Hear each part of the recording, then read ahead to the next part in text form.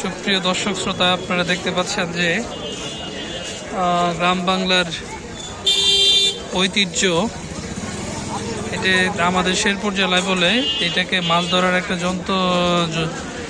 ধরার একটা বিশেষ একটা যন্ত্র, এইটার নাম বলে বুরুং। আজকে আমরা এই বুরুংয়ের দাম সম্পর্কে একটু আইডিয়া নিব।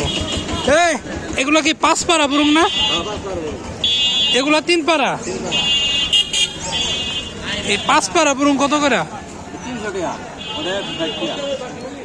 300 টাকা আর 160, তাই না? এই যে পাড়া বলতে এই যে তিনটা এই যে এটা 3 পাড়ার বুরুং, এটা হচ্ছে 160 আর 5 পাড়াটা 300, তাই না? 5 পাড়া বুরুং 300 টাকা।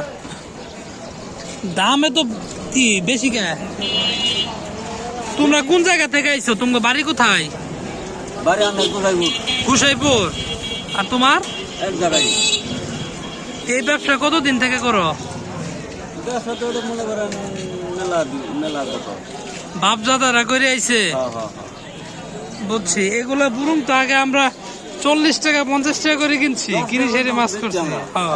10 টাকা 20 টাকা করেও কিনা হয়েছে। এখনকার পর্যায়ক্রমে দাম হয়ে গেছে 300 টাকা আর 160 টাকা।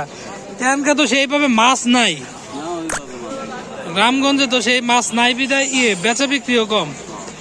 ওই বেনগাড়ির বুরুং গুলা কার? তাই? আচ্ছা, ওইদিকে যাই দেখি, একটু আপনাদেরকে দেখাই। দারকি কত করে পিস? দারকির দাম তো এত হওয়ার কথা না, আগে তো কম ছিল। এই দারকি 300 টাকা করে চাইতেছেন। বেচা দাম কত? বেচা দামই ভাই 250। ও, বেচা দাম 250, তাই না? এই খাঁচা কত করে? 200। আর ওই যে ওগুলা ছোটগুলা মাটি কাটার ওগুলা, তাই না? ওগুলা কত? জোড়া 300, তাই না? আচ্ছা, এ ভাই এগুলা কত করে? 180। আপনার খাঁচার দাম কত? আর এটা এই ছোটটা 150। এটা একটু তুলেন তো দেখি। ও আচ্ছা, এটা মাটি কাটা তরকারি মরকারি হাবি যাবি রাখার জন্য। ওই পিছনে বুরুং কার? ওই বড় বুরুং কত করে? 600 কে? 600 টাকা করে। ওই পিছনেরটা